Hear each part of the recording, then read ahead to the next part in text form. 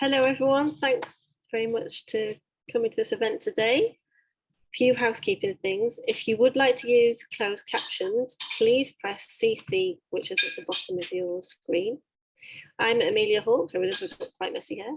I'm the EOP artist and caretaker. And today's event is called Woven Tongue, which is part of Woven Tongue, is called Ancestry and Materiality, curated by Yas Lime. There's a visual description. I am a white woman with red glasses, slightly messy brown hair, wearing headphones in a messy office. And today's event, as I just said, was curated by Yas Lime as part of their show at Eastside Projects, Woven Tongue, which closes at the next Saturday. So you've only got a few days left to come and see it if you haven't seen it already. It's a beautiful exhibition, so please do make the time to come along and see it. And Yas has curated this event today alongside that show to expand some of the context and conversation around the works which are actually in the exhibition. So I'm going to hand over to Yas to give you a bit more of an overview of what's happening today.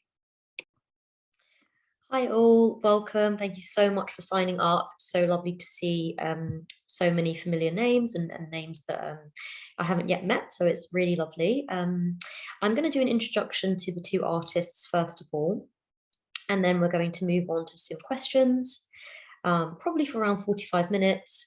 And then there is going to be a chance for you, the audience, to ask questions to the two artists as well, or to me if you would like as well. And that is going to be at the end. So if you would like, you can put your questions in the text box, in the chat box, and we can kind of follow those questions and ask them at the end.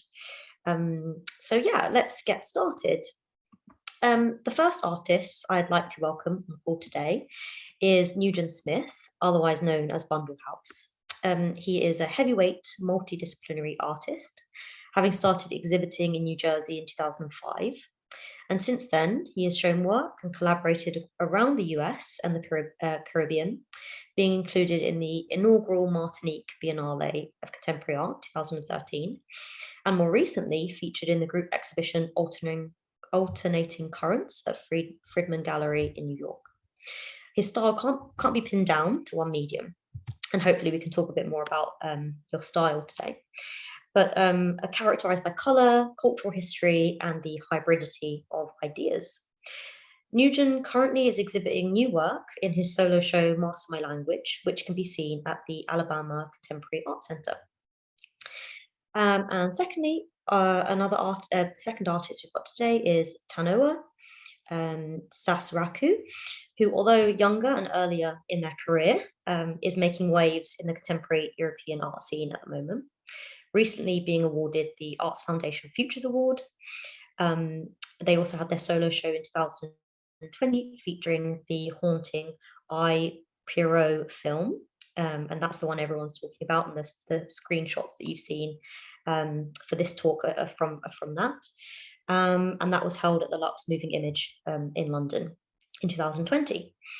Their next exciting venture will be at Spike Island in Bristol, which is opening on the 28th of May 2022. Sorry.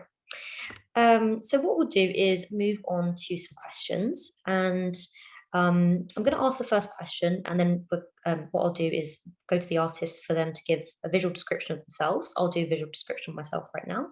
I am a light-skinned brown person wearing a green beret, and I have some glasses on and a checkered shirt, and my background is blurred. So the first question I wanted to ask is about materials, because if you look on the websites of both the artists, both use so many different types of material and fabrics. Well, not just fabrics, all sorts. And I just wanted to ask, what are your favorite materials to handle and work with right now?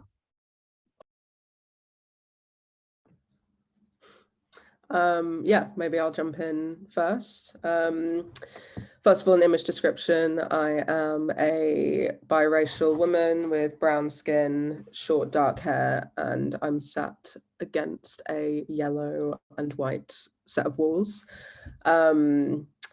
Yeah, recently, and I suppose since I graduated from my BA at Goldsmiths in 2018, I've been working with newsprint as my primary material, treating it as a textile. So stitching, pattern cutting and embroidering it with thread.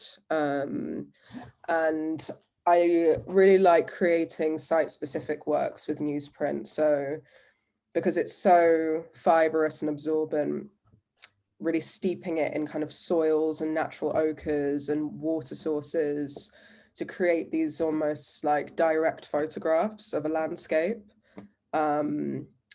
Yeah, I just think it's an interesting material to work with because it's considered quite throwaway typically, but I really, really push it to its the extent of its durability, and I think it really transforms the paper into something that's quite ceremonial and cryptic in a way. People often can't really tell what material it is. So with the newsprint, do you use printed newsprint? Is it like newspapers and things like that, or is it just white? It starts off plain, and I really like newsprint, plain newsprint specifically because it has an almost like beige gray color. It's not bleached like a lot of other papers. So kind of chromatically, it allows me a bit of a softer entry into it. And it feels closer to the wood pulp than, yeah, something that's had like all the color bleached out of it to create this sort of glossy surface. It's just, yeah, I find it quite sensitive actually to work with, I think. Thank you. And Nyugen, have you got any thoughts on materials you're working with at the moment? Yes, it's a pleasure to be here today with all of you. My name is Nyugen Smith, and I am a Black male with a full beard, slightly gray, and mustache. I'm wearing a black t-shirt, red tom, and on my head, and yellow beads, and a blurred background. So material-wise, as you stated earlier, I work with varied materials, a wide range of materials. And materials that I'm really drawn to primarily are materials that have a past life. So materials that I've found or I'm reclaiming from someplace else. I might go into a shop and find an old object that has obviously been used. That kind of material, that kind of history that's added to the material through time is something that I'm quite drawn to. Thinking about the energies and the energy transfer that has come and gone through the specific material. I feel that when I incorporate it into my work, some of that past life also charges the work itself. And at the moment, I am working primarily with a lot of fabrics and wood that essentially have years of layers of paint, and you may see some of those layers flaking off and such. And paper. So I'm also working with paper as well. Paper specifically with my two-dimensional, well, I shouldn't say two-dimensional because a lot of my paper work that are wall mounted are also kind of like low relief. And so, but the paper with the malleability, the way that the paper may or may not absorb a certain medium or substance that I'm applying to it, I'm fascinated with paper in a way to be able to sculpt it as well too. What do you think it is about having an item that has this past life that is interesting to you?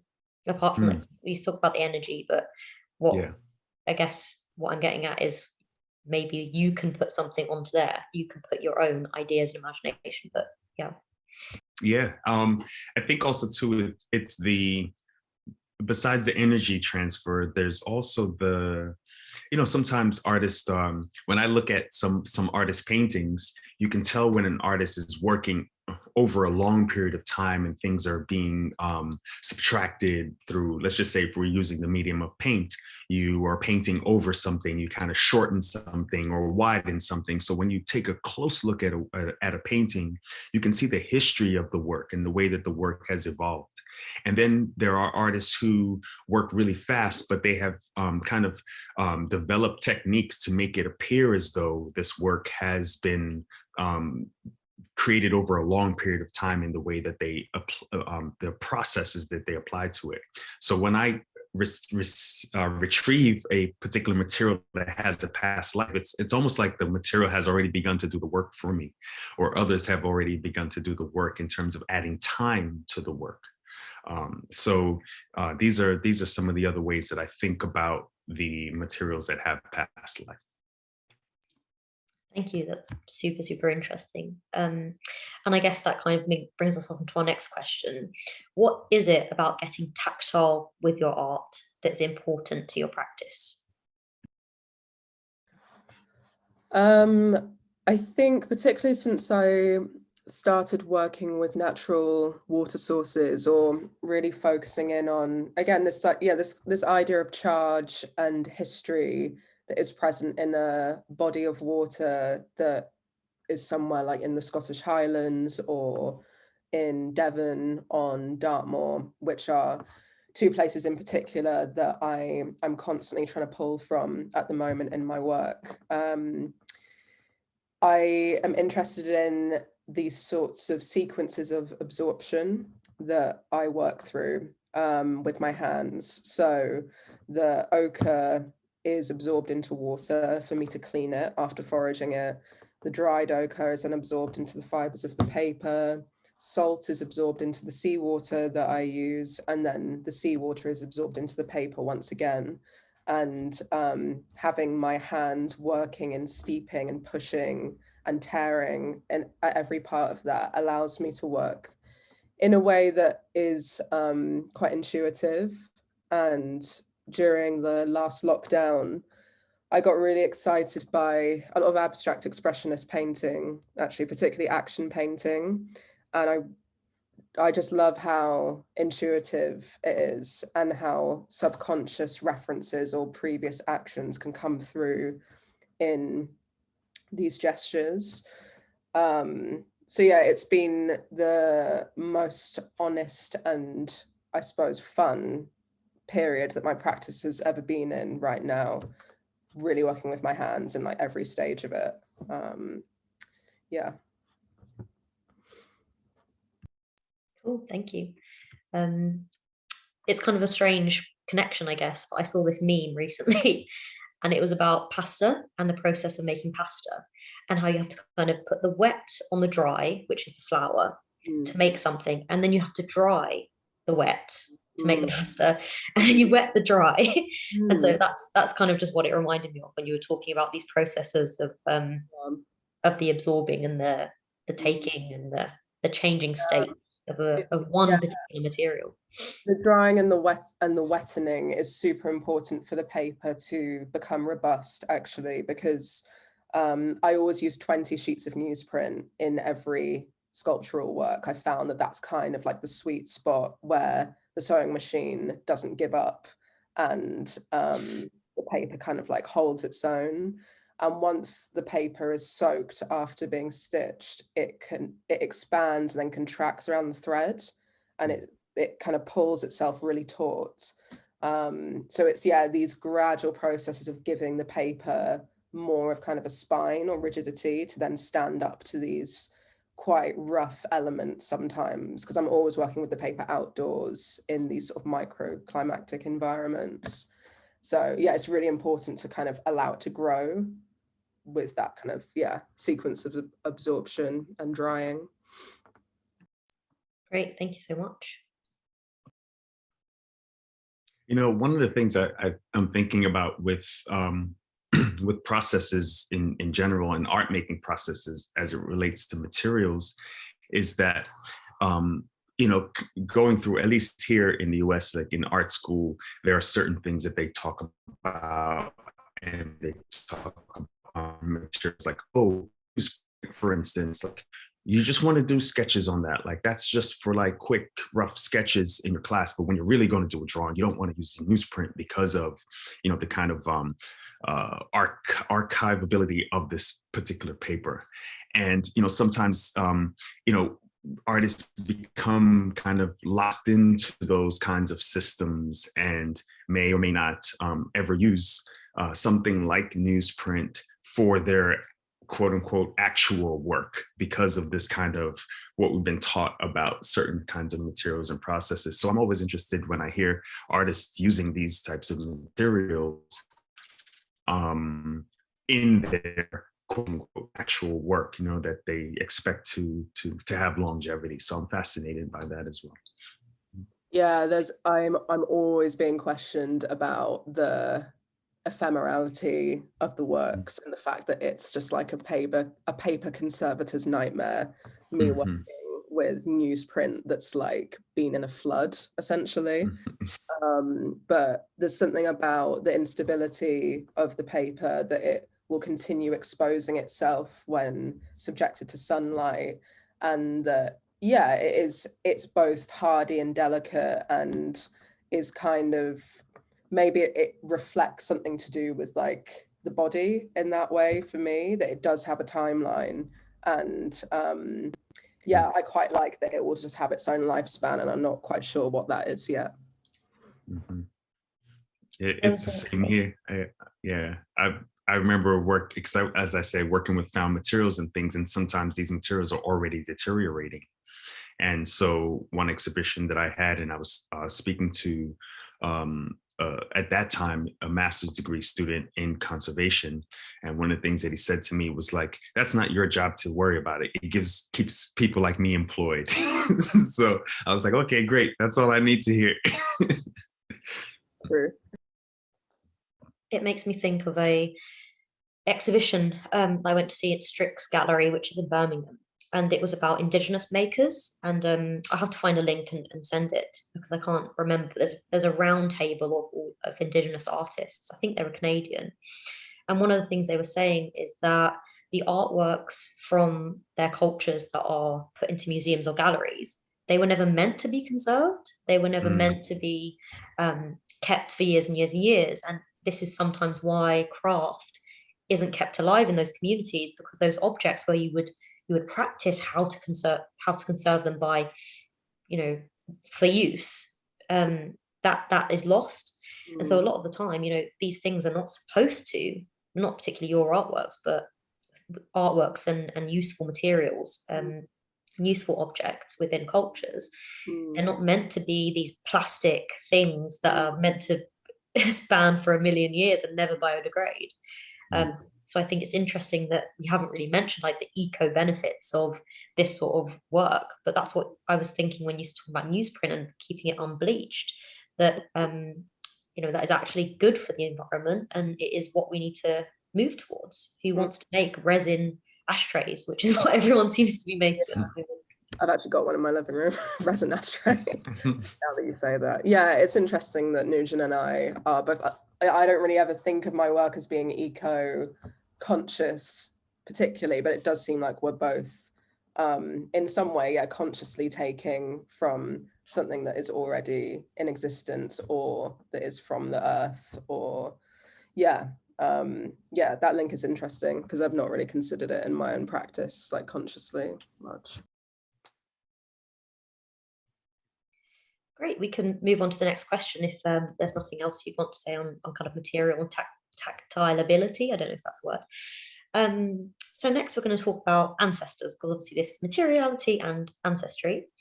Could you talk about what the term ancestor means to you, and if/how they influence your work? And I've said they, but maybe that's not how you see it or feel it. Or if you could talk a bit about that, that'd be great. Ancestry. Well, for me, when I think of ancestors, I also think of those who are currently in this realm, in the physical realm, so still living, and perhaps are older, have experience. And I also think about that as those who are passed on, who were transitioned into the spirit world. And I think that for me, this idea of the ancestors became evident even as a young child growing up in Trinidad, where there were times where there are times throughout the year, specific times throughout the year, and then the times where families have their own ritual of placing food for ancestors around the home. And I remember, just the first time kind of consciously being aware that my grandmother was doing this, and I began to ask questions about, this food that she's placing in a calabash bowl and putting into the corner. For those who don't know what a calabash is, it's like a gourd, and the gourd is used as a bowl. Half of the gourd is used as a bowl. And so the food was placed in calabash, placed in a corner in the room, and they're for those who passed on, those who are no longer here, those who have died. But we want them to still be here. We want them to come to eat and to be with us and to be able to help us. And that was the first time that was in my mind consciously. And I guess it was just kind of like, oh, that's something that's important. Like we need to know that they're always here. We need to tend to them. We need to feed them and all of these other things too. And as I got older, beginning to just to read and to get into art more and to think about spiritual practice in my work, then it began to really think more about who are the ancestors and who are our ancestors and who can we call upon. And in a related note, I remember having a conversation and saying, calling on the ancestors to be with us. And an elder said to me, well, I don't always call all the ancestors because sometimes you don't want certain ancestors in the room with you at times. And I was just like, oh, because sometimes the ancestors are ones that weren't doing good. So you have to be at times very specific on the ancestors that you're calling upon. So this is how I think about ancestors and how I'm including ancestors in my day-to-day. Would you say that you include them in your practice? And if you do, how? Do you think that you, for example, leave those offerings within your works or in the studio or? Yeah, just always making space for the ancestors to be present. And specifically when I have performances, openings, and things like that, like making a direct plea for them to be present. Thank you. Tanoa, what are you thinking? Yeah, I recently actually have found that particularly when I sew, I am having this conversation. Sometimes I can't, it's like it's not even manifesting in my head in words, but there's some sort of communication going on with my late father, who passed away when I was 18. He was a highly acclaimed couture designer called Kofi Ansah, working at first in London, but then his career kind of solidified more when our family moved back to Ghana. And yeah, I mean, stitch was his craft. That was how he used his hands throughout his life. And sometimes I think as the third born child, maybe something of how like your DNA evolves and changes through these actions that you develop throughout your life kind of came through in me the most. And we didn't have much of a relationship when he was alive. So it's really nice for me to be able to kind of develop this internal relationship with him through the process of using a sewing machine. Like I feel like as soon as I put it on my desk and I start working with it, there's something going on where, yeah, we're just kind of talking about the processes that I'm working through. And whenever I cut these paper panels to start creating a sculpture, I very much think of it these days as pattern cutting in the way that one would for garment construction. There's always a seam allowance on each one. And yeah, I like to think of sometimes the flag works, which are these composite pieces made of many panels, as these sort of flattened garments. So yeah, it's something, I suppose, of, yeah, like channeling him in some way that I find very comforting, and it's the best our relationship's ever been. So that also feels nice, feeling like we're working on it in that way. Super beautiful. Thank you for sharing. That's really, really lovely. Nyugen, did you have anything? I think also too in thinking about, yeah, I also think about how sometimes, and I think this is related to Tanoa, what you just said, how there are moments for me where I feel as though I don't know like when I'm in the process of creating, these beautiful surprises happen. And they are sometimes after I go back and I look at it, or I might be doing research, or someone else encounters the work and they're making very specific references to something that's connected to perhaps a spiritual tradition. I can kind of connect that back, and I summarize that in thinking as though the ancestors are working through me to be able to do something in a very specific way that is that's readable to those who are familiar with certain kinds of practices and such. I've recently done my African ancestry DNA. So I used the company African Ancestry, and in order to trace my lineage, so I found out that my family on my through my patrilineal side is from Cameroon, and from my mother's side from the Fulani people in Nigeria.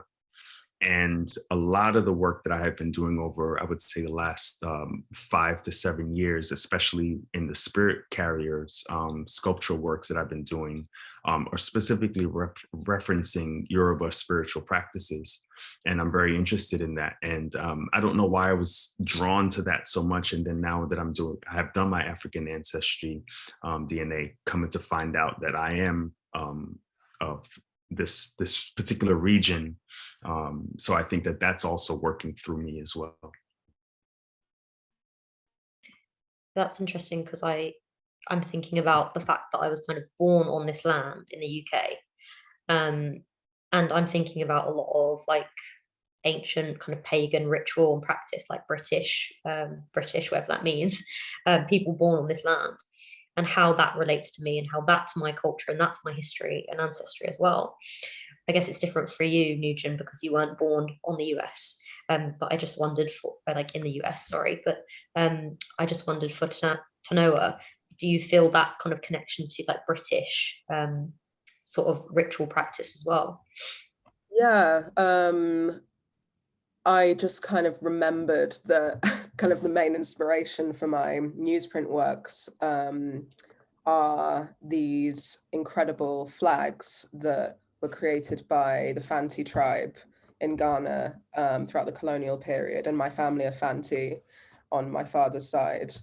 And these flags were this incredible framework for the Ghanaians to talk about and begin to understand and unpack through visual metaphors and quite playful, sometimes metaphors. The style would probably be considered faux naive from a Western context. So as a result, they seem very kind of ahead of their time. But yeah, they present the story of colonialism basically as it was happening. And you see the imagery changing at first from maybe a few figures with pots and stools and proverbs, gradually to these quite confronting metaphors. Like one of my favorite ones has a Union Jack in the top left-hand corner, this kind of overwatching image, and then an English dragon biting the head off of an Englishman who's lying on the ground with his rifle beside him. And I just thought it was such a powerful image when during that time the Ghanaians would have been being mobilized to fight in World War II for Britain, whilst also being heavily colonized and having gold stolen from them. So it was very interesting for me, also having studied at Goldsmiths University, which was an old boys club for the sons of these gold merchants, to just see this really kind of direct tension between those people and the British side of my heritage and the Fanti side of my heritage playing out in this rectangular framework. So yeah, I kind of mobilized that format initially to talk about life lived in post-colonial Britain, for me growing up in rural England as well, in my first flag works. And yeah, in terms of British ritualistic practices, I'm very drawn to tartan cloth because my partner is Scottish, And there's something about this handing down of a family tartan that I've always found very beautiful. And Scottish culture is very, very different to, or Celtic culture compared to Anglo culture is very different. And there's also a tension between the English and the Scots there. So it's been an interesting way to navigate in another way of thinking about British identity that doesn't have to be rooted in English history, which can be quite, it can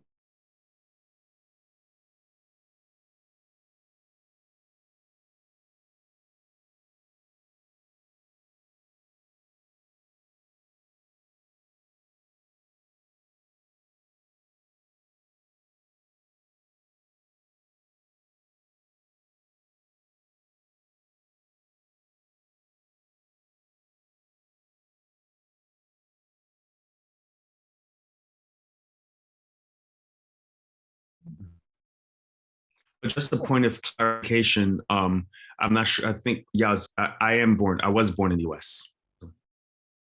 Yeah. Sorry, yes. So you were born in the US and then you... Yeah. And then I went to Trinidad, and I spent the early part of my childhood in Trinidad and then came back to the US. Could you just repeat that, please? You just broke up, just... Yeah. Yep. I was born in the United States and spent the early part of my childhood in Trinidad and then came back to the US. Okay, so that I guess I can ask then, do you feel connected to the land of the US? Obviously you have like Native American people there as well, and the native population. Do you feel kind of connected to the soil in a way? Like I've started to feel more connected to the land and to the place that I was born, not so much the histories of it. Obviously I'm implicated in that, being born here, but being connected to the more rural histories, I guess, of the UK or the US. That's a great question. And I think, and I say it's a great question because I'm thinking about the word connected, and what does that word connection mean for me, and as it relates to a place. And I can say, yes, I feel connected to the United States in a way that it's very familiar in terms of the infrastructure, in terms of a kind of expectation. And then also too, I'm speaking very regionally, like the East Coast and Northeast, as a matter of fact. So when I do travel, and as much as I may enjoy another experience in another place and prefer more all the time, with lush vegetation, when I do arrive back in Newark Airport in New Jersey, and I fly over all the factories and then we land, there is a feeling of like, like this feels good, also too. So a connection, in a way, I think that's also a tricky thing to kind of pin down, of the specific reasons why I feel connected to a place. But yeah, I do feel connected in that way. There are things about it that can never be replaced, no matter how much I enjoy or love being somewhere else. You know? Yeah, thank you. Right, so if we move on to the next question, talking about color, are there certain colors you've been drawn to lately? Obviously, both of your practices and works are just super colorful, but in very different ways, I think. So maybe you could talk just a bit about what color means to you in your practice, first of all, and then maybe thinking about if there are certain colors you've been drawn to lately.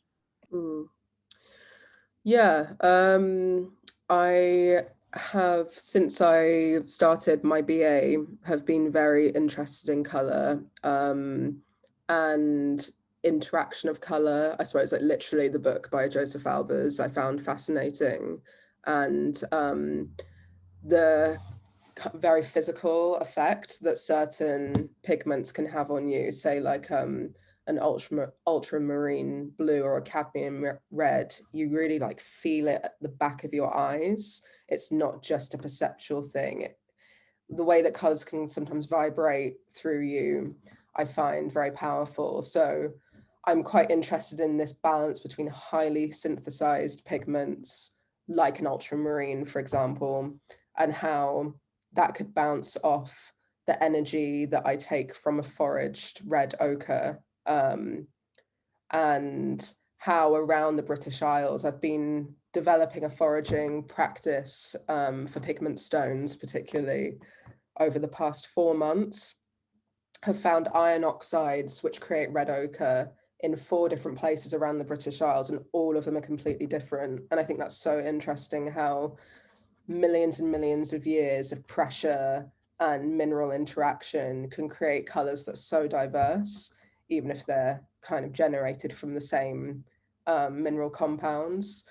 So yeah, earth tones being mixed with Xerox toner is something I've been quite excited about recently, especially in relation to newsprint, how like fields of toner maybe convey this void of information or this wall of information, and then how a narrative can be instantly worked into that void by rubbing an ochre in that was foraged perhaps from where I grew up or where my partner grew up.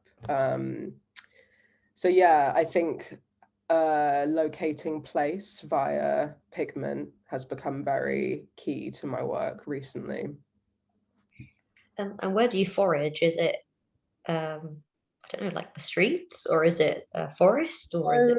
I guess if you were foraging in an urban context like London, it's something I'm interested in, but haven't done yet. Mudlarking, for example, on the Thames, you could find a lot of terracotta, which can be worked into a pigment.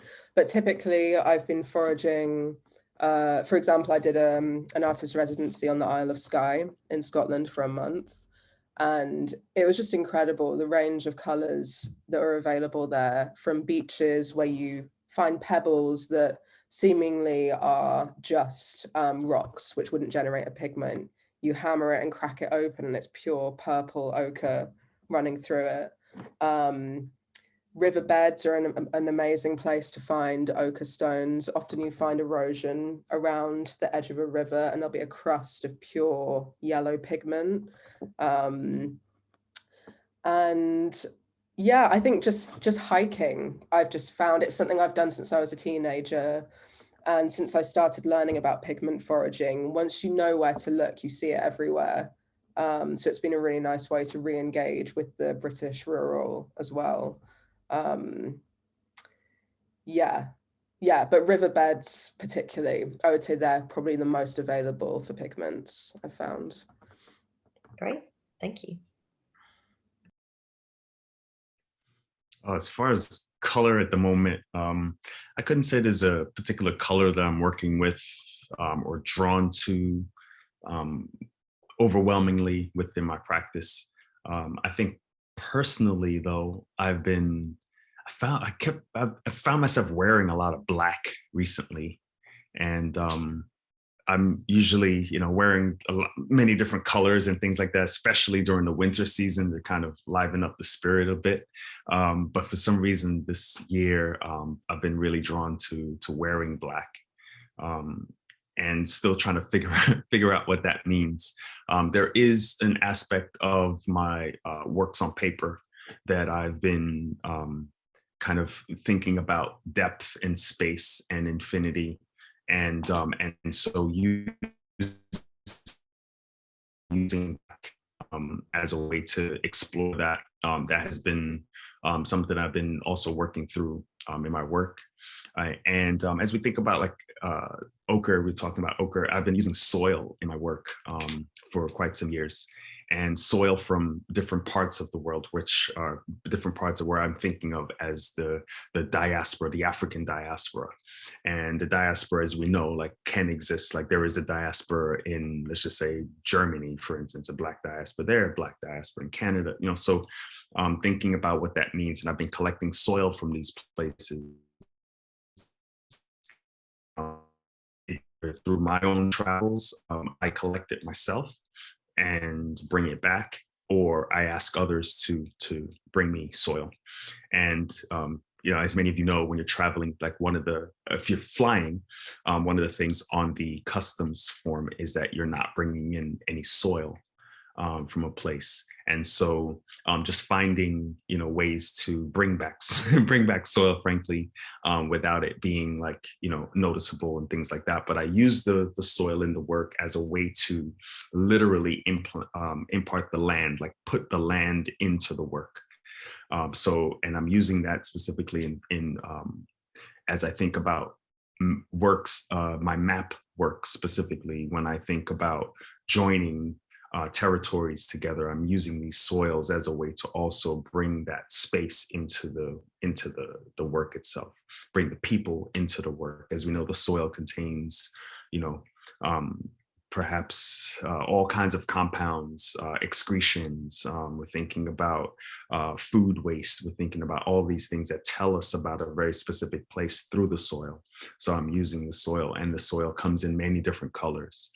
So I'm using those as pigments, as well as a way to bring the land into the work itself.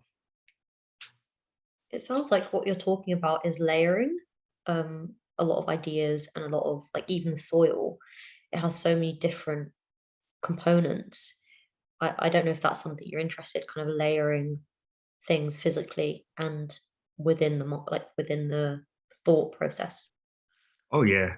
I mean, the work is definitely multi-layered, as well as in actual process, as well as in actual meaning, and those reveal themselves over time, either through my own research, my own lived experience, as well as when others encounter the work and they share their thoughts, opinions, or knowledge about the subject matter, the materials that I'm working on, continues to add layers upon that. Great, thank you. If there's nothing else to say on that, like about color, we can go into my next question, which is about self-portraiture. At times, does your art function as self-portraiture? If so, you can talk a bit about that. But if not, or also, who else might it reflect? I feel like we've spoken a bit about that, but yeah, if you could expand, that'd be great. Maybe this is a good chance for me to talk a bit about my film practice, my filmmaking practice. My first film work, which was called Wop Core Baby, was kind of just a first way for me to return to Devon.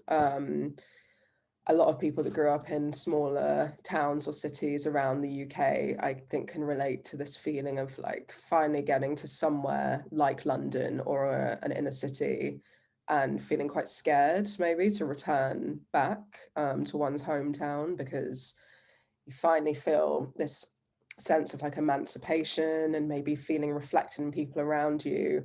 But I hated the feeling that I was running away from my hometown, and there were certain things that I found very beautiful, and I did see myself in growing up in Devon, particularly in the landscape. So as I mentioned, Dartmoor was and is a very special place for me.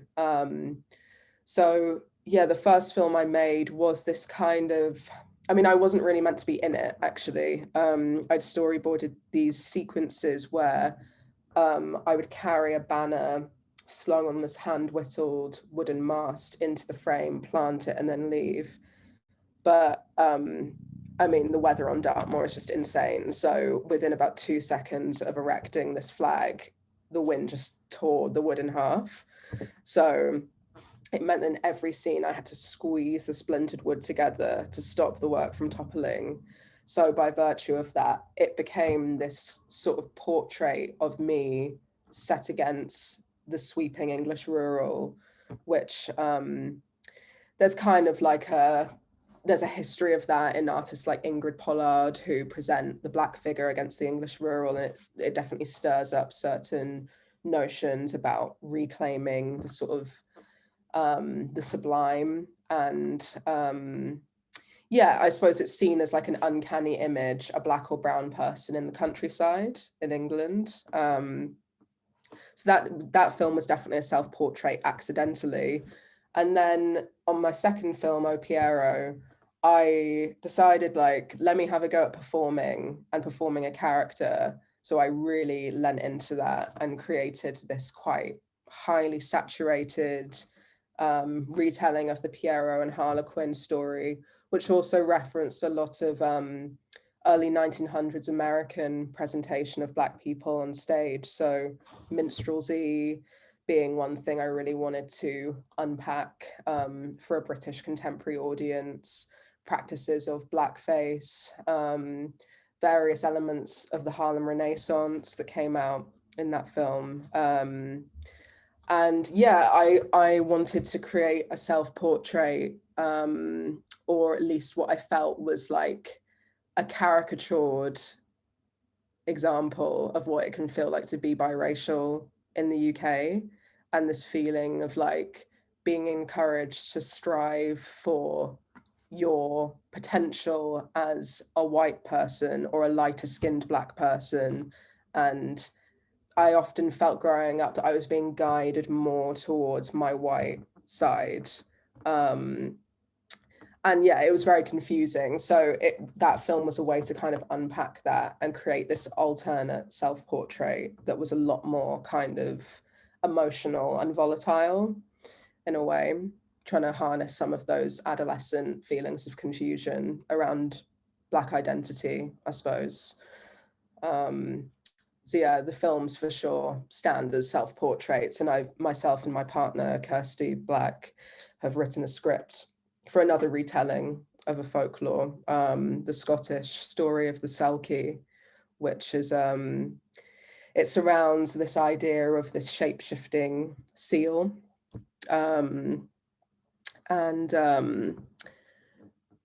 Yeah, it's I think someone's just started, someone just screen shared something there. Yeah, sorry about that. Sorry, Tanoa, please continue.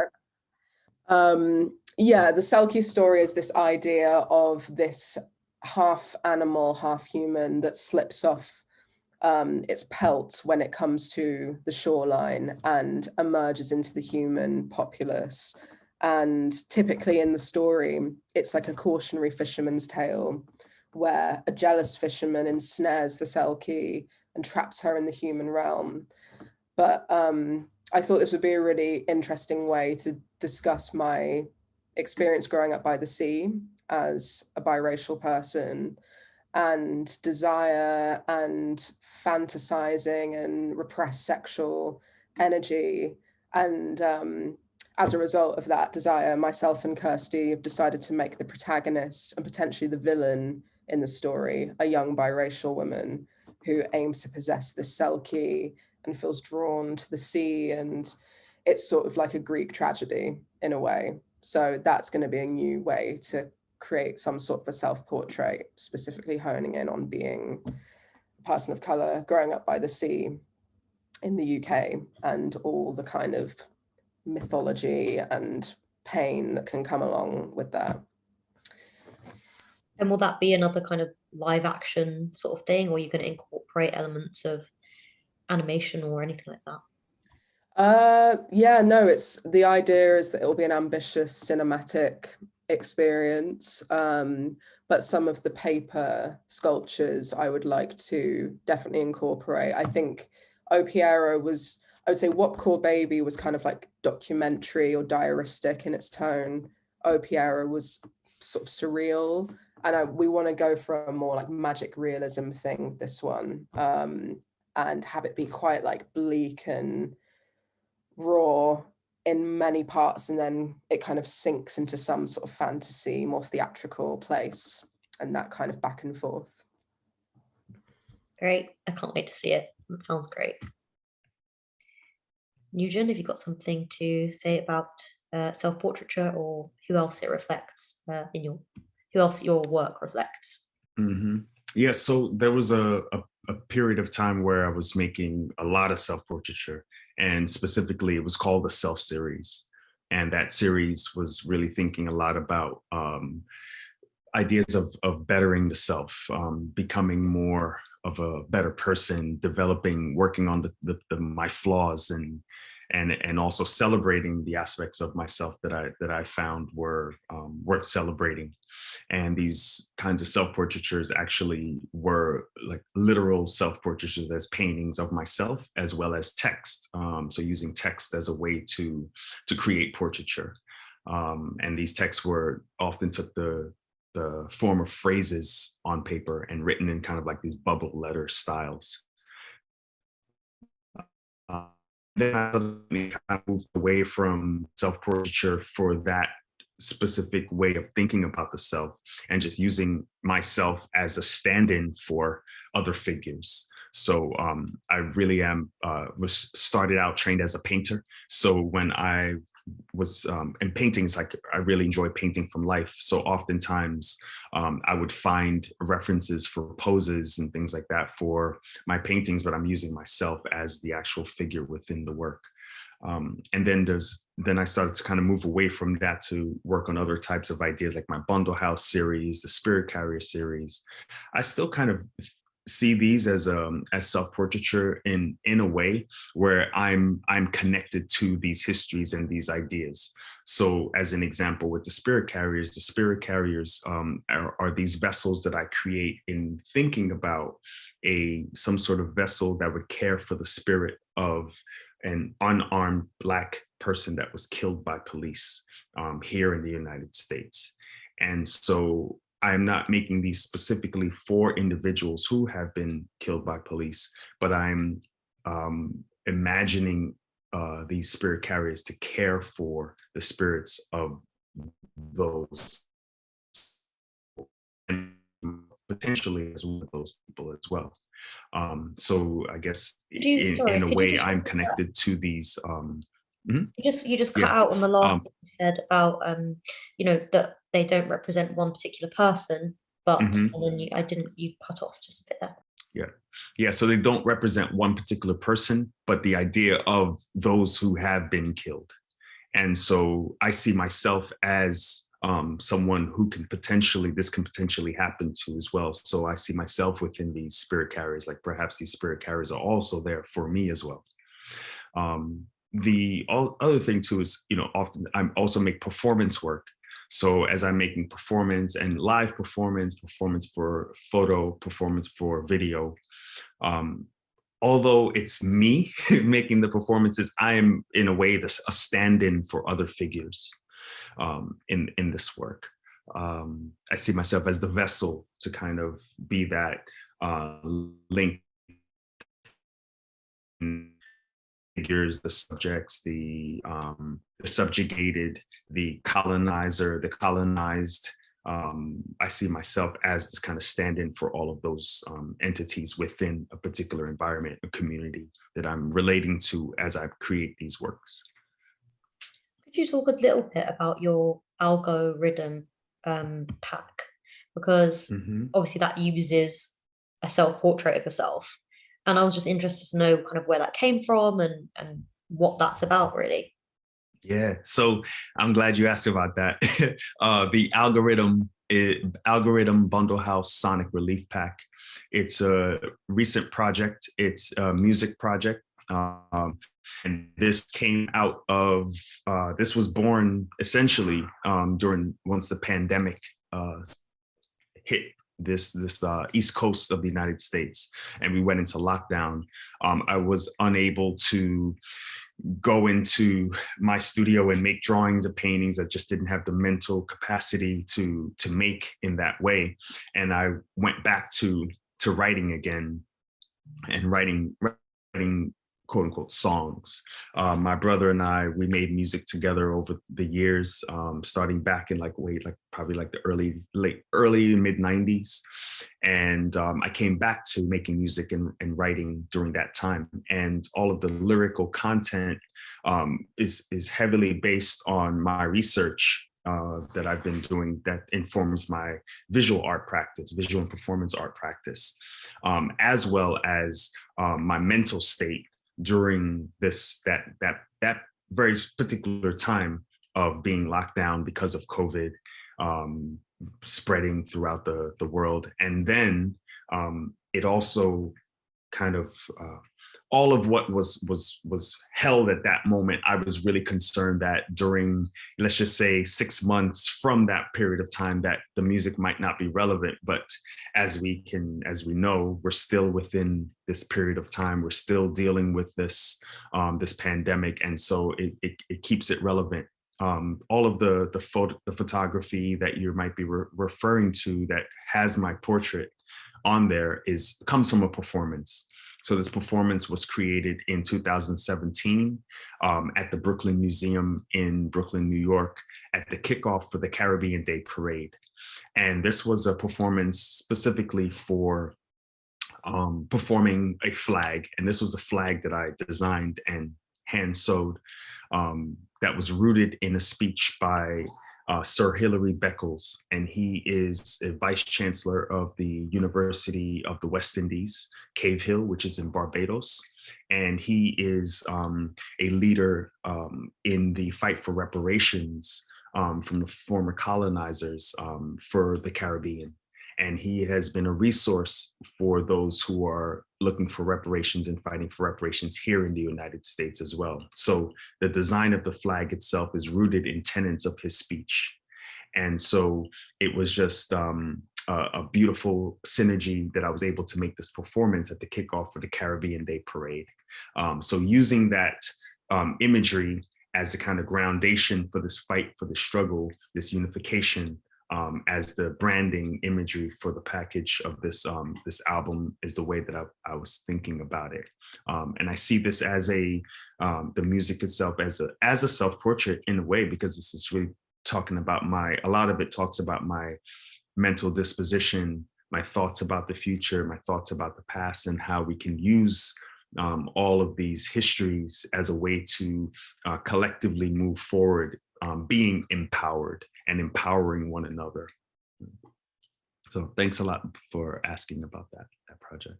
Yeah, great. It was just something that clearly was quite different to what you've been doing before, but it makes sense when you say it was about the pandemic and being locked down. Mm-hmm. That's something that's but we're not used to. So that's why I guess it's such a departure.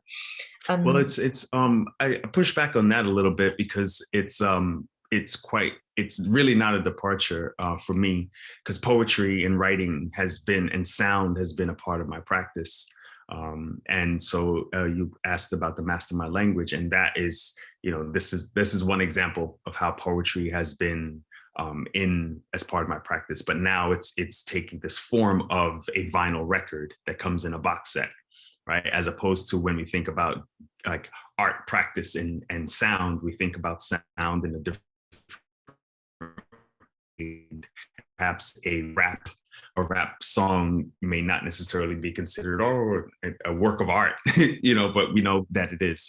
So this has been part of my practice, and it's really just kind of bringing it to the forefront in this way. Yeah, thank you for clarifying that. Yeah, that makes a lot of sense. Thank you. Just wanted to remind the audience that we have got some time for questions. We've got about half an hour until we finish. So if you have got any questions, please do put them in the chat.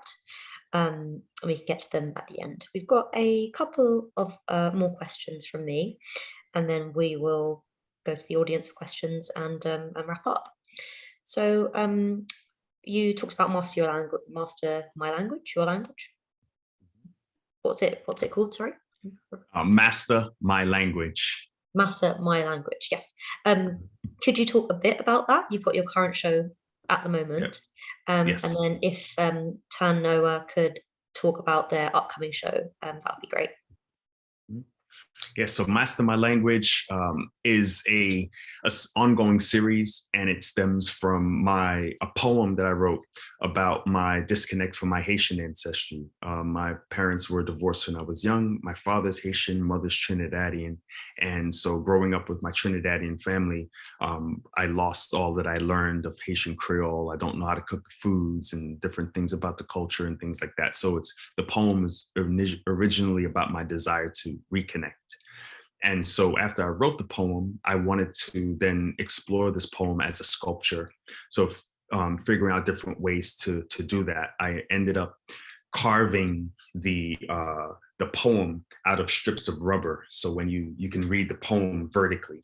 And as I started to cut out the letters, all of the negative spaces, those forms looked like some sort of written language in and of themselves. So I started to explore that as in kind of design form to reference learning. So the ways that we've been taught to read and write in Western cultures, as in, here's the printed form, just copy it below, right? To get your penmanship right. So I create these works on paper where I'm using those rubber bits to form phrases, and then I'm practicing copying those over. And then after I saw those and I'm looking at those works, it's like, oh, now they look like sound. I want to hear what that sounds like. So I collaborated with a musician to start to develop a musical notation system for these works on paper. And it began to evolve. Now it has a sound component to that as well. And then after that, it just started to kind of think about other ways that language has informed me as a person, and where did this language come from? What is it rooted in? And then thinking about my time living in Trinidad and television being such an important part of that development. And so using other methods such as creating neon signs of the television logos and placing them over family photos, older family photos, using my family archive to bring that idea of language and what we learn about language and development through language. So just really this exhibition has allowed me to expand the series itself, as well as help me to think a little bit more about not necessarily about that idea, but rooted about the split or my Haitian ancestry, but essentially how language itself has formed me and how I continue to work with language and shape language through my own lens and my own identity. Thank you so much. Yeah, I have a solo show forthcoming at Spike Island Gallery in Bristol in the southwest of England. So the same part of England that I'm from, but a bit further up. And for the show, I have been thinking about ideas relating to yeah, I mentioned earlier this sort of charge that I think of between these poles of the British Isles, being Scotland and Dartmoor. And thinking about this idea of charge led me to hone in on when I was exploring the Isle of Skye, out hiking with Kirsty, most days that we were there. Sometimes we would come across these power stations, these like electrical stations that would just be like humming in the middle of the sweeping hills and like the wet mistiness. And there was something I found quite moving about that in a way. This source of like human, I guess, captured energy that's flowing across the highlands and islands, and yeah, how charge also may relate to a romantic or sexual charge, and how again that ties into a lot of my teenage sexual desire, and how I would kind of work through that repression through hiking and pushing myself into these quite tough environments. So for the show, I want to use newsprint to create some sort of a map or system that is at once this big composite textile and is also like a circuit, like an electrical circuit. So gradually, whilst I'm at the RA, I am working on panel by panel, trying to convey something of a certain place or a certain charge. And yeah, it's going to be an interesting 7-month sort of gradual process of seeing what how this manifests structurally. But yeah, the way I'm kind of working through it at the moment is like panel by panel. And as I get more kind of confident and gestural, they'll get bigger and maybe become small again. But I also really wanted to not just re-engage with the Southwest in a superficial way or a way that solely benefits me in terms of giving me this big institutional solo show. I was saying for a while that I really wanted to engage in some community work in the Southwest, because the kind of arts education in the Southwest of England is not as rich or as far reaching as it is in places like London, where a lot more funding is placed. So I'm really pleased to be working with hospital rooms at the moment in Torbay Hospital, specifically on Haytor Ward, which ironically is named after a rock formation on Dartmoor. And it's a psychiatric unit. So I am currently developing a workshop using ochre that I foraged from Torbay near to the hospital. Again, ironically, it's part of the Southwest, which is super rich in red ochre, the most kind of available place for red ochre in the whole of the Southwest, which I visited 6 years ago.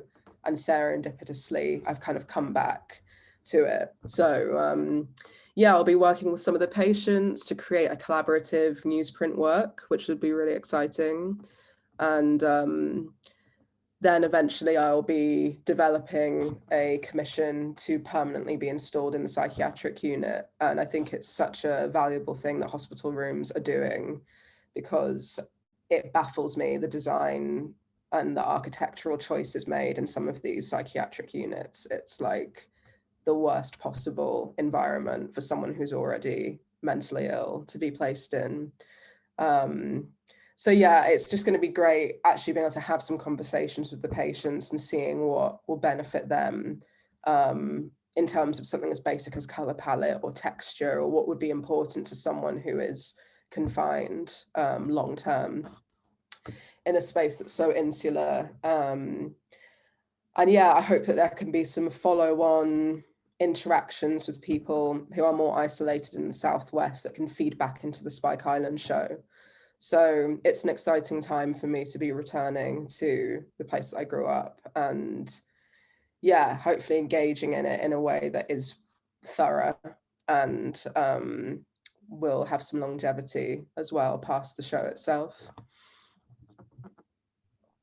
Great, thank you so much. Unless there's anything else you want to talk about, more different projects. Nyugen, I don't know if you talk more about kind of upcoming projects apart from your exhibition. Is there anything else in the works? Oh, sorry. Yes. Yeah. One other project that I'm developing right now is a project called See Me, See We, and it is drawing from my African ancestry DNA results, and that's one of the main reasons why I did the test, was because I was thinking a lot about scarification and body adornment.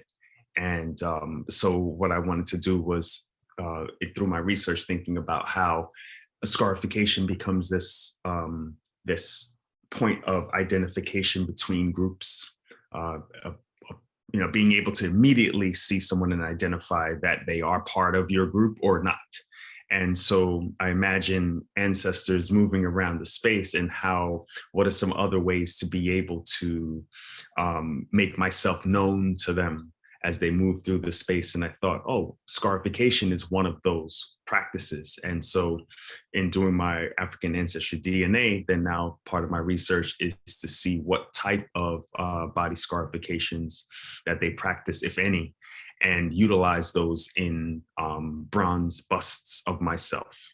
But also combine those scarifications with different patterns from my lived environment in New Jersey, as a way to think about my present living place where I live, as well as thinking about past patterns, to be able to identify and also to be able to kind of create new scarifications, if you will, for future generations to be able to identify themselves within these communities.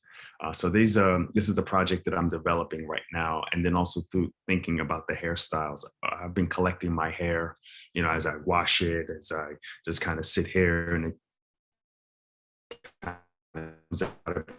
probably over the last 7 to 10 years. When I grew dreadlocks, I would cut them, I would save them. And my intention is to also utilize those within the sculptures to think about the hairstyles that were practiced, to add them into the sculpture also too. That's currently being developed, and it's a nice slow process that I'm enjoying right now.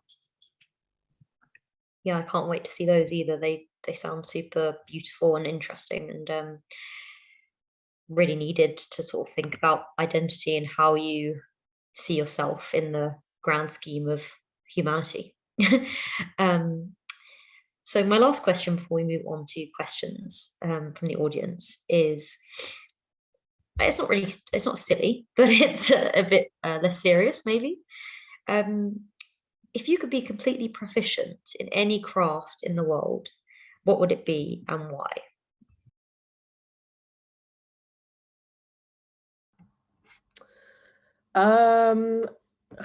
It's funny, I thought I would say painting, but actually as a teenager, I just wanted nothing more to be a front woman of a band. I think if I could sing, if I was just like naturally an amazing singer, that would just be like, I feel like I could just glide through through life. And yeah, just in terms of like satisfying some sort of like a solipsism, I guess, my main character complex, it would be great to be able to front a band. Yeah, I would love that. I think it was just like a teenage thing I fantasized about a lot and really thought I was going to be a musician, and did work at it for a while. But after kind of considering dropping out of school, being told not to even think about it by my dad and brothers, and then doing an art foundation, I found myself being a visual artist. So, but yeah, never say never, who knows? I always say if I could sing, I just would never stop singing. And people who have a beautiful voice, I think, very jealous. Nyugen? I would have to pick two. And one would be woodworking. I love it. And sometimes I try to find ways to simplify some of the more complex ways of working with wood that I would actually love to be able to do. And then the other thing is ceramics. I really love working with clay, and the process of transformation. Once you put it in the kiln, then you add glazes or other materials to it, and the other types of the wide variety of ways of firing clay. It's fascinating to me. I work with ceramics, but I by no means consider myself proficient with it. And that's one. Yeah, that's the other one. Yeah, that seems pretty vague and wide. Woodworking, all the woodworking in the world, and all of the ceramics in the world. Yeah, I mean, because, when I say woodworking, it's like, yeah, carving and joining, building. My grandfather was a carpenter and a cabinet maker. And I worked with my uncle. He's an iron worker. So I worked with him. He builds all kinds of things out of steel and things like that. And I worked with him for a while, but the fumes and the sound of the banging steel against steel, every day, it was like so jolting for my spirit. Like I walk into the shop at 8 o'clock in the morning and hear steel against steel. For a long time. And then immediately after I stopped working with him, this woman who was building a tea shop in Jersey City, she asked me, hey, can you help me like build stuff? I know you're good with your hands. Like, sure. So I went and I was like cutting all this wood and like building all this stuff, and I thoroughly enjoyed it. I enjoyed the smell of the wood being cut, and just the kind of what I thought was a kind of unforgiving aspect of wood, where I learned that wood was actually felt a little bit more forgiving in a way. So yeah, woodworking is something that I would like to be proficient in. Thank you so much. And that comes to the end of my questions. I don't know if you had any questions for each other or anything you wanted to add before we move on to questions from the audience. Yeah, I did have one, Nyugen. I looked through your Instagram a while back when I kind of was invited to do the talk, and I did see one of your, I really like the bundle house sculptures, by the way. And there was one that I did see had some tartan cloth or some plaid kind of wrapped around it. And yeah, I was just curious to know what drew you to selecting that textile in that work. Yeah, great question.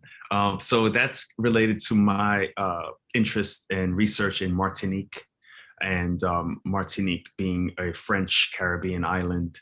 And this fabric, madras, is the type of fabric, and it came from the Indians who were brought as indentured servants to many parts of the Caribbean, but very specifically thinking about in Martinique. And this was a fabric that they brought with them. And now this fabric is essentially used as a tool of commercialization in the island. And so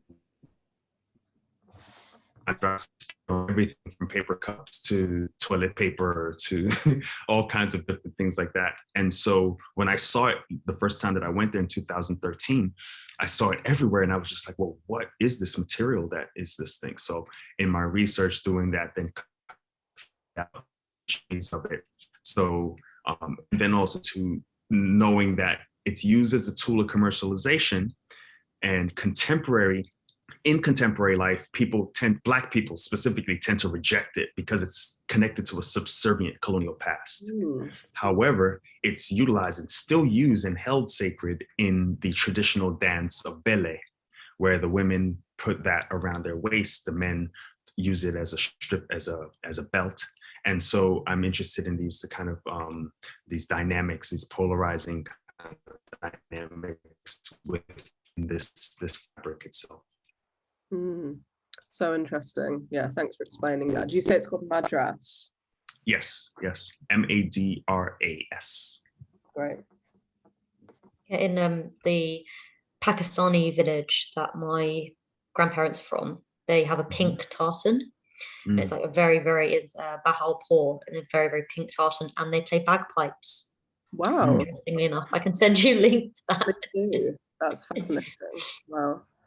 Nyugen, did you have any questions? Yes, I have a question for Tanoa. Thinking about when I always think about the images that artists who make video or films, the images that they choose as the image. And so the image that is used for this particular talk is, for me, it's so, I keep looking at it because of so many different layers. And it almost, sometimes when I look at it, I think even through the colors, it feels like it could be something made by an American also too, in terms of like the background kind of feels like it resonates as flag and such. And I was curious about the selection of that screenshot.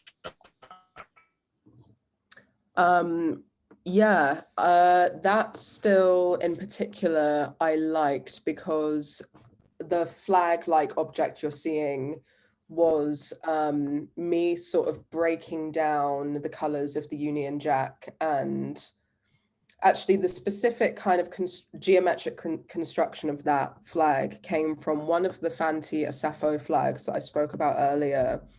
It had this really interesting moment in the top left-hand corner where normally the Union Jack, structured as it should be, is placed. On one of them, it was like the maker of the flag had twisted the bars of the Union Jack to kind of like fuck with the structure of it. And I wondered if this was this like subtle rebellion that we're gonna like change the structure of your flag so that it's almost recognizable but not. So I wanted to sort of enlarge that into this sort of prop that would be in that film.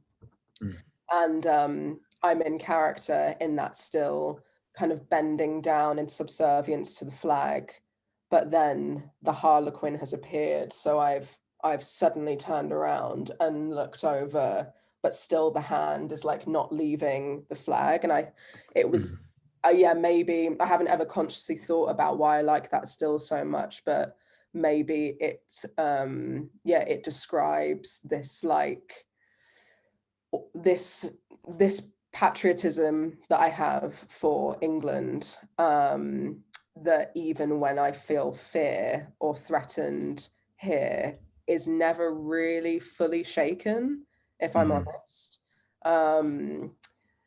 Yeah, it's nice actually to think about what is in that still, or even just breaking down a film that's so heavily layered and highly edited into stills and maybe what they connotate. But I think that's what it is. There was some pull of something out of the frame, and then also this like connection to this field of color that spoke to me of England, but I suppose does also speak of America, and the film is describing and referencing things from American history as well. Yeah, it's a powerful image. Thanks, I do like it. Thank you. We just have one question and then we're going to wrap up. So Rose has asked, well, they've said thank you first of all, and then they've said you've both talked about your work as like bodies.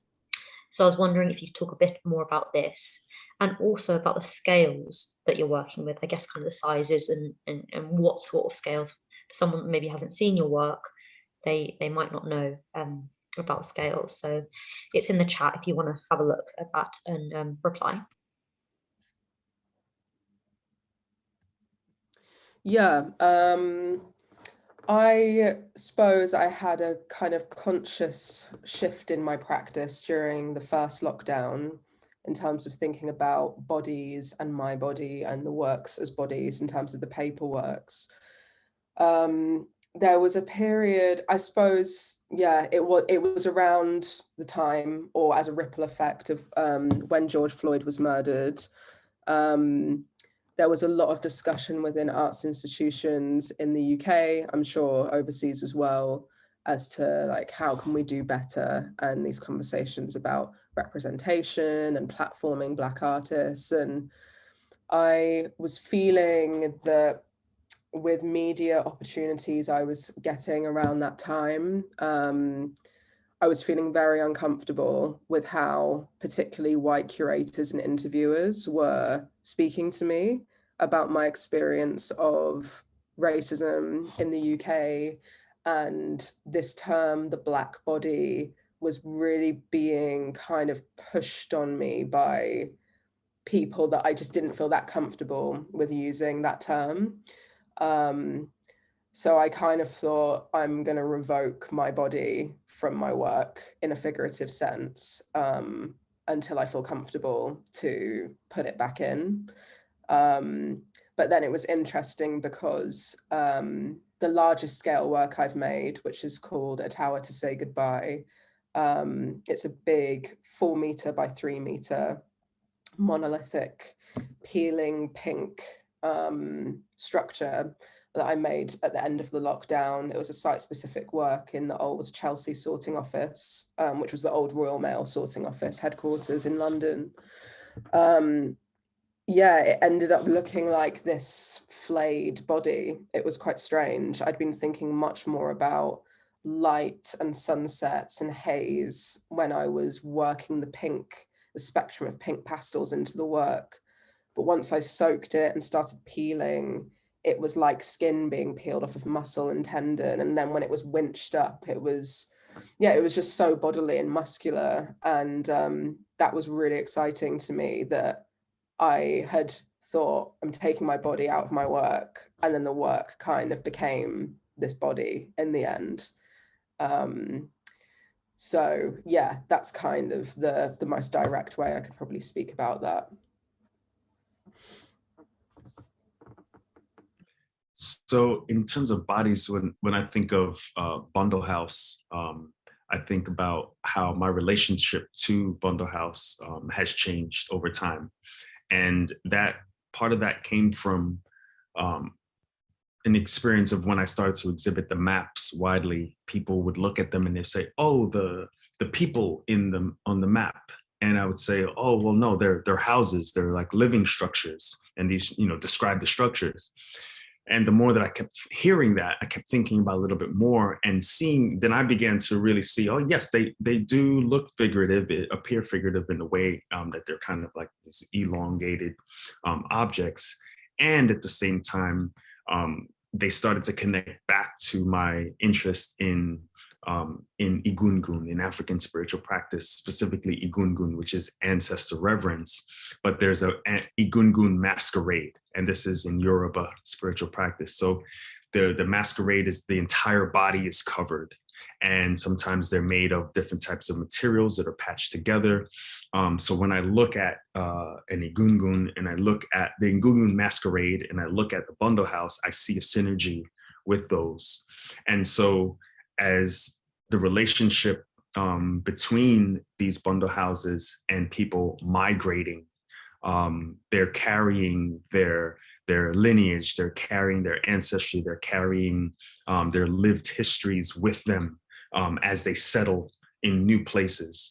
So I start to see these interesting parallels between the actual bundle house structures and bodies themselves. And I think that has been really helpful to me as I develop the work also too, in terms of like sometimes I'm adding legs onto these bundle houses, which for me really spoke to stilts, like the type of vernacular architecture where the homes are built on stilts, whether you're living in a water village or something like that.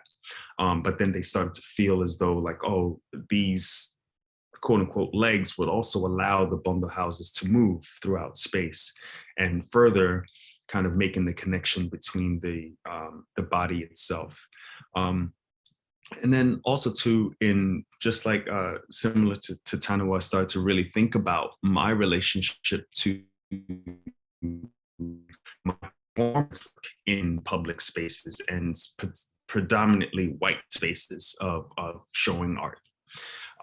And I started to really think a lot more about where I make my performances, what type of performances I make in what spaces, primarily because of this, the gaze, the white gaze, and the way that the work sometimes is contextualized. So being a little bit more strategic in where I make the performances and who I engage with post-conversation after the performances, as it relates to the body, because the body is very present within the performances themselves.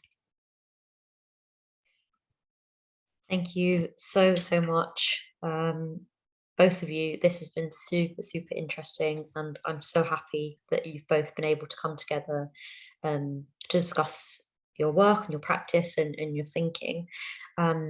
So yeah, I guess I wanted to say thank you to everyone for coming today. Thank you for the Eastside Projects team who have been kind of doing the background work as well. We are slightly running over, so I'm just going to, yeah, say goodbye and thank you so much. Okay, thank you all. It's been a pleasure. Thank you, Nyugen. All right, looking forward to keeping in touch. Likewise.